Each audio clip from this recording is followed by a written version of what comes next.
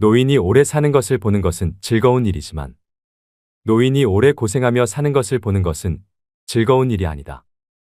너무도 전곡을 찌르는 말이어서 가혹함마저 느껴지는데요.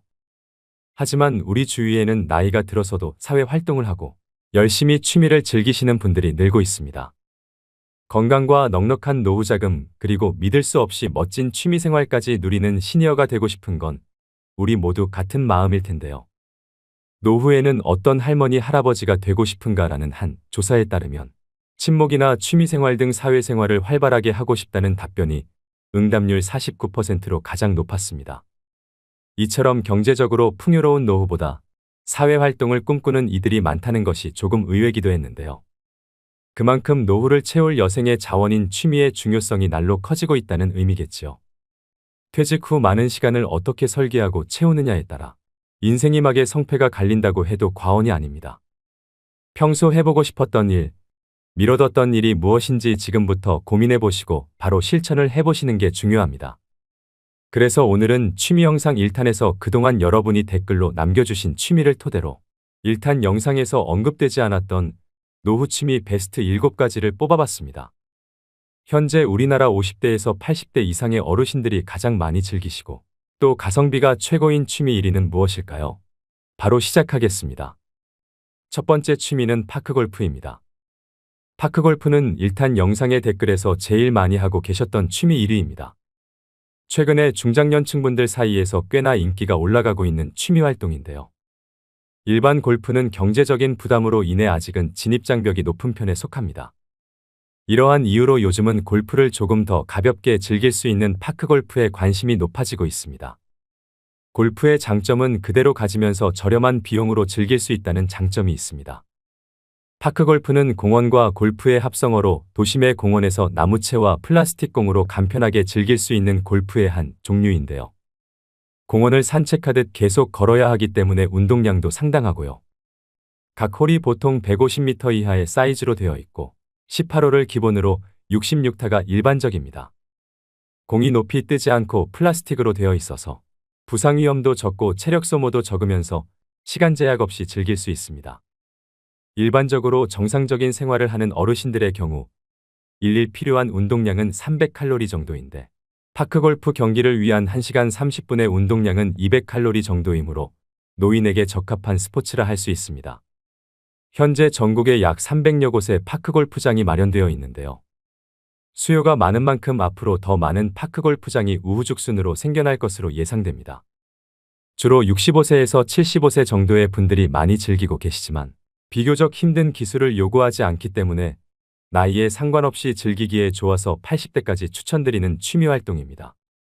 입문 장벽이 낮고 부상 위험도 적으면서 가볍게 즐길 수 있는 파크골프로 취미를 시작해보시는 건 어떨까요? 두 번째 취미는 당구입니다. 댓글로 많이 언급해주셨던 노후 취미 2위는 바로 당구인데요. 은퇴 후 골프도 치고 다른 취미 생활을 해봤지만 당구만 한 게 없어요. 몸에 무리도 안 가고 또래와 쉽게 어울릴 수 있고요. 저렴하게 즐기고 두뇌회전에도 도움이 되니 일석삼조 아니겠어요? 중장년층 남성분들 사이에 가장 인기가 많은 취미로 목 좋은 당구장에는 어김없이 5060 세대들이 포진해 있는데요. 이렇게나 시니어들에게 인기가 좋은 당구의 매력은 무엇일까요? 일단 비용 부담이 크지 않다는 게 주머니가 얇아진 5060 세대에게 어필하고 있는데요. 2만 원 정도만 내면 2시간 정도 즐길 수 있습니다. 저렴한 비용 외에 접근성이 좋고 장비가 갖춰져 있어 편의성 또한 좋습니다. 거기다 또래 친구들과 사회적 관계를 지속적으로 이어갈 수 있다는 점도 한몫합니다. 노후건강연구소에서 60, 70대를 대상으로 당구와 노년 건강의 관계를 조사한 결과 주 4회 이상 당구를 즐기는 사람일수록 건강 상태가 양호한 것으로 나타났는데요. 일반적으로 당구대 한 바퀴를 돌면 10에서 13m를 걷게 됩니다. 1시간 당구를 즐긴다면 적게는 2km에서 많게는 4km까지 걷는 셈이지요. 과격한 신체 접촉이 없고 몸에 무리가 가지 않는 저강도 운동으로 만성질환이 있을 수 있는 50대 이후 세대에게 제격인 취미인데요. 또 공을 칠 때 취하는 기마 자세는 하체 근력 향상에 도움을 줍니다. 다만 허리를 굽혔다 폈다 하는 동작을 반복하기 때문에 허리가 약한 분들은 다소 무리가 갈 수도 있습니다. 이를 예방하기 위해선 사전에 충분하게 스트레칭을 하는 것이 좋습니다. 당구공을 칠 때는 상당한 집중력이 필요한 만큼 자연스럽게 두뇌 활동도 활발해지면서 인지장애와 치매를 막는 데 큰 도움을 줍니다. 적은 돈으로 일상의 활력과 건강도 챙기면서 최고의 가성비를 얻을 수 있는 취미 활동으로 당구는 어떠실까요? 세 번째 취미는 댄스 스포츠입니다. 언급해 주셨던 취미 중 3위로 선정되었습니다. 댄스 스포츠는 한 쌍의 남녀가 함께 춤추는 것으로 음악에 맞춰 신체 활동을 함으로써 얻는 정신적인 즐거움과 그에 따른 신체적 건강, 그리고 사교 활동을 통한 예의 범절을 익히는 건전한 스포츠입니다. 댄스 스포츠는 정형화된 동작들로 남녀노소 누구나 쉽게 배울 수 있다는 장점이 있습니다. 평소 대부분의 사람들은 자세가 구부정한 모습으로 지내는데요. 구부정한 모습은 외관상에도 예쁘지 않지만 건강에도 좋지 않다는 것은 모두가 알고 있는 사실입니다. 댄스 스포츠는 기본 동작이 척추를 곧게 세운 자세에서 시작하고 춤을 추는 동안 바른 자세를 유지하며 스트레칭에도 효과가 있다고 합니다. 바른 자세를 갖고 스텝을 차근차근 밟으면서 음악까지 맞추게 되면 분명 운동을 했는데 춤까지 추게 되는 즐거운 일이 일어납니다. 신체적으로나 정신적으로 노년에 도움이 많이 되는 취미라고 할 수 있는데요. 디스크와 관절이 좋지 않은 분들도 댄스 스포츠를 통해서 치료된 사례가 많습니다. 또 칼로리 소모가 많은 편이기 때문에 다이어트를 하시는 분들에게 좋습니다. 800m 장거리를 뛰는 것과 호흡량이 비슷한 유산소 운동으로 빠른 시간 안에 효과를 볼 수 있습니다. 댄스 스포츠는 자세 교정 외에도 하체 근력과 척추 주위의 근력 강화에도 도움이 되고 스트레스 해소에 적합해 우울증 예방에도 많은 효과가 있다는 연구 결과가 있습니다. 일상에서의 스트레스를 맘껏 해소하면서 왈츠나 줌바 탱고로 바른 자세와 예쁜 몸매를 얻고 사교와 활력도 얻을 수 있는 댄스 스포츠는 어떠신가요? 네 번째 취미는 어르신들의 보편적인 취미로 흔히 거론되는 등산인데요.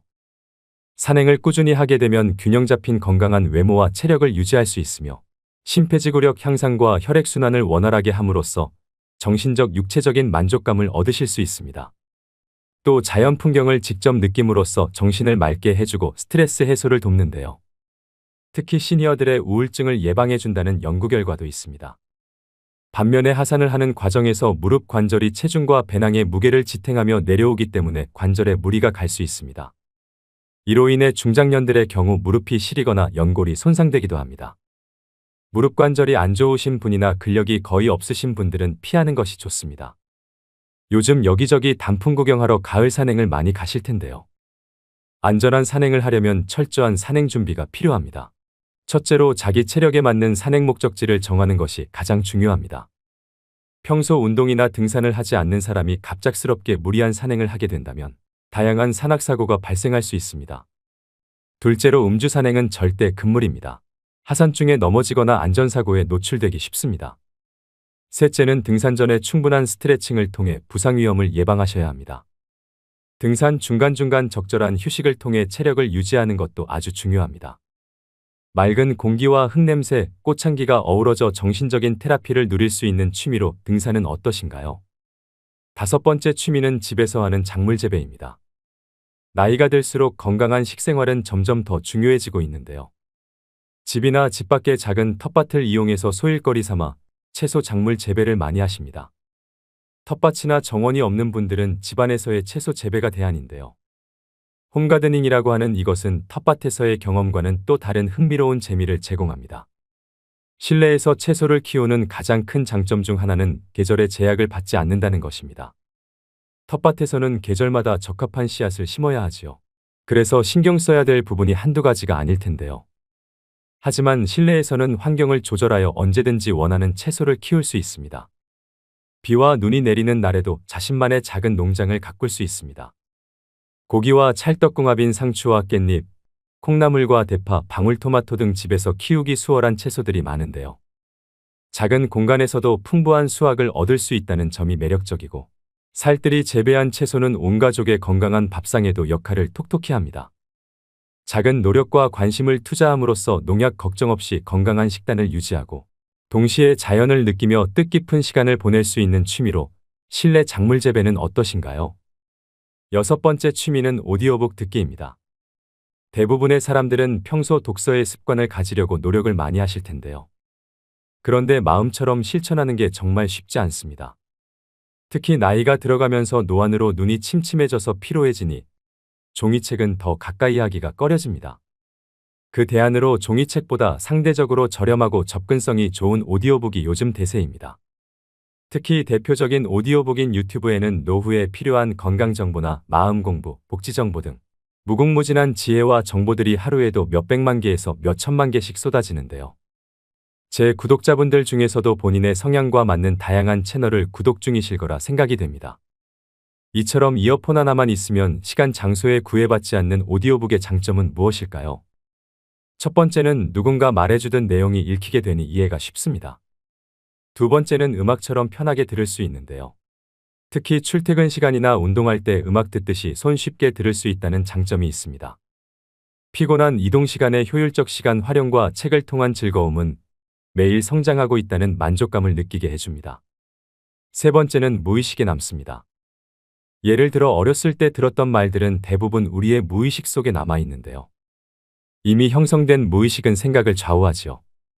이러한 생각이 결정을 만들고 결정이 행동을 만들게 됩니다. 살면서 좋은 이야기 듣는 것이 어려울 때가 많습니다. 이때 좋은 글을 많이 들으면 잘못된 무의식을 고쳐 나갈 수 있겠지요. 오디오북을 들을 수 있는 어플은 유튜브 외에도 윌라, 밀리의 서재, 스토리텔 등이 있습니다.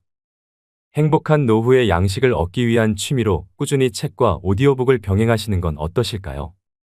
마지막 7번째 취미는 외국어 공부입니다.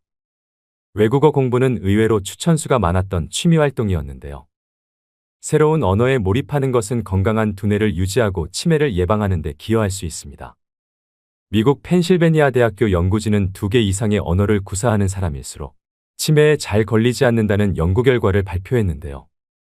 이처럼 외국어 학습과 치매 예방의 상관관계에 대해 증명된 연구 결과는 무수히 많습니다. 외국어 학습은 기억력과 주의 집중, 문제 해결과 같은 다양한 인지 과정을 수반하는데요. 이러한 정신운동은 뇌를 자극하게 되지요.